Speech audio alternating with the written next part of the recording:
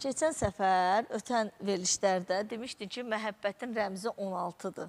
Bax, bu barədə danışaq. Tamaşaçılar mənə sual verir. Mən amma başa açmıram ki, məhəbbətin rəmzi 16 nə deməkdir? Buyur. Bunun düz deyirsiniz. Mən keçən verilişdə azca dedim, uzundan qulağından ki 16 məhəbbət rəmzidir. Çox bu mövzunun üzərində durmadım. İndi onun düsturunu açıqlamaq istəyirəm. Biraz geniş bu mövzuda danışmaq istəyirəm.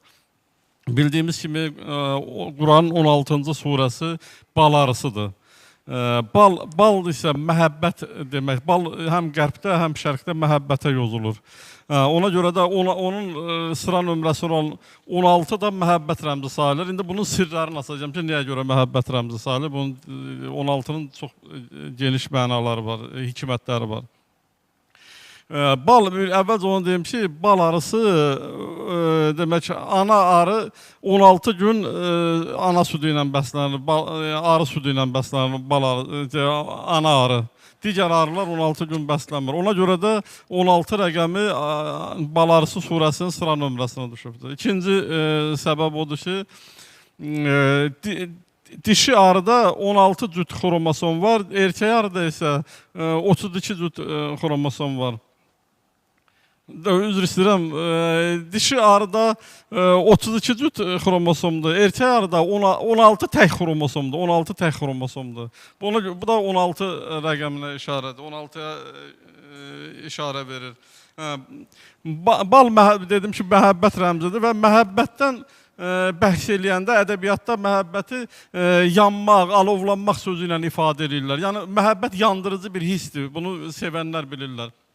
İndi biz buradan bu məqamda keçək Mendeleyev cədvəlinə və 16-cı surəyə baxaq. 16-cı xanaya baxaq orada, görək nə yerləşib orada. 16-cı xanada kükürt yerləşibdir. Kükürt nədir? Kükürt də yandırıcı vasitədir. Bu da bir hikməti. Sonra, kükürt aydın məsələdir, oksigensiz yanmır, tək yanmır heç vaxt kükürt. Kükürdün yanması üçün mütləq oksigen lazımdır. Baxaq oksigenin xanasına, görəcək ki, oksigenin atom kütləsi 16-dır. Bu da ikinci bir hikməti.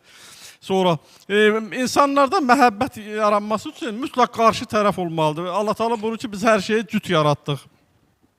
Bütün yandırıcı vasitələr cütdür. Bax, məhəbbət də qarşı əks cins olmadan insanda məhəbbət yaranmır. Məhəbbətin yaranması üçün mütləq əks cins lazımdır. Görürsünüzmü, oksigende kükürtlə bir yerdə yanır. İnsan da bir-birini, ona görə Allah Teala buyurur ki, siz bir-birinizi sevin ki, mən də sizi sevim. Allah Teala insanlara sevmək üçün bir-birini sevməsi şərtini qoyur. Sonra, kükürtlə oksigen oksizləşəndə sulfat turşusu yaranır. Sulfat turşusu isə akkumulyatorda istifadə olunur və bütün məişətdə olan bütün cihazlara enerji verir. Və məhəbbət özü də insana enerji verir. Heç vaxt məhəbbəti olmayan insan heç vaxt hərəkətə gələ bilmir. İnsan ailəsinə olan məhəbbət, uşaqlarına olan məhəbbət, sənətinə olan məhəbbətlə hərəkətə gəlir və onu inkişaf elətdirmək üçün hərəkət edir. Məhəbbəti olmayan adam adətən depressiyaya düşür və özünə qapanır. Birinci növbədə məhəbbət lazım. Deməli, həm insanda, həm də texnikalarda, bütün cihazlarda, məişətdə işlədiyimiz maşınlarda hərəkət məhəbbətə bağlanır, 16-ya bağlanır. 16 rəqəmlə bağlanır. Sonra kükürt oksidləşəndə onun sıra atomları 2-8-6 formasında yerləşir. Kükürt oksidləşəndə onun atomları 2-8-6 formasında, elektronlar 2-8-6 formasında yerləşir. Onun üst-üstə gələndə 2-8-6, üst-üstə gələndə yenə də 16 eləyir. Sonra 2-8-6-nı bütöv oxuyanda 286 eləyir. 286 isə Quranın səhifələrinin sayıdır. Kəbədə yerləşən, Kəbədə saxlanan Quranlar 286 səhifə yerləşir. Bayaq ona görə dedim ki, Quran insana məhəbbət aşılayır. Allah Teala buyurur ki, siz bir-birinizi sevin ki, mən də sizi sevim. Sonra arının gülə olan məhəbbətindən bal yaranır. Bal da şirin şeydir, özünüz bilirsiniz ki. Və kişinin də qadına olan məhəbbətindən bala yaranır. Görürsən, sözün kökü də eynidir və hər ikisi şirindir. Ona görə deyilir ki, bala baldan şirindir. balanı balla müqayisə edirlər. Çünki hər ikisi məhəbbətdən yaranıbdır.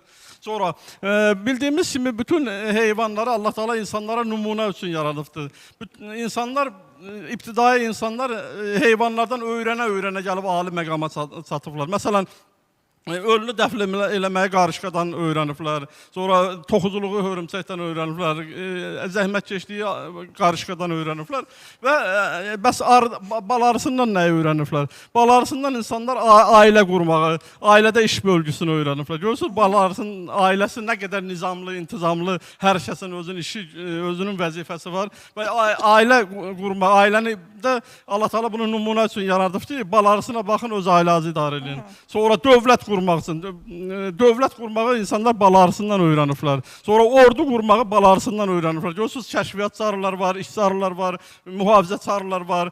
Bunlar hamısı insanlara nümunədir. Ona görə Allah Teala Quranda buyurur ki, biz balarısına vəhiy elədik ki, get insanların qurduğu çardaqlarda özünə yuva qur, orada fəaliyyət göstər, orada bal yaratsın. Bu nəyə görə belədir? İnsan məsələn yorulub gəlib işdən uzanıb, çardaqda uzanıb da ağzı yuxarı baxır da. Baxanda görür ki, arı necə orada hərəkət eləyirsə, hansı işləri görürsə, insan da o cür hərəkət eləməlidir, öz ailəsini o cür idarə eləməlidir, öz dövlətini, öz ordusunu o cür idarə eləməlidir. Nümunə üçün yaradır. Ona görə deyir ki, yuxarıda insanların qurduğu çardaqlarda öz yuvar qurdular. Arı iki cür olur.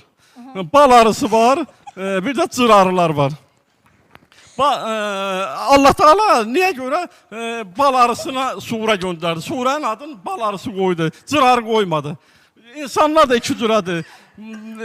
İnsanlar yaxşı işlərlə, gözəl əməllərlə məşğul olan insanlar var. Onlar da məhəbbətin qazanır. Onlar həm Allahın məhəbbətini qazanır, həm də insanların məhəbbətini qazanır. Gözəl əməllərlə məşğul olan, faydalı olanlar. Bal arısı faydalıdır. İnsan da faydalı olanda insanların, cəmiyyətin məhəbbətini qazanır, həm də Allahın məhəbbətini qazanır. Amma cır arılar isə, elə bir şey, biz insanlar, faydasız insanlar cır arıya bənzəyirlər. Ona görə də insanlara mən gözəl işlərlə, gözəl əməllərlə məşğul olmağı arzu edirəm ki, qoy insanların, cəmiyyətin, həm də Allahın məhəbbətini qazansınlar.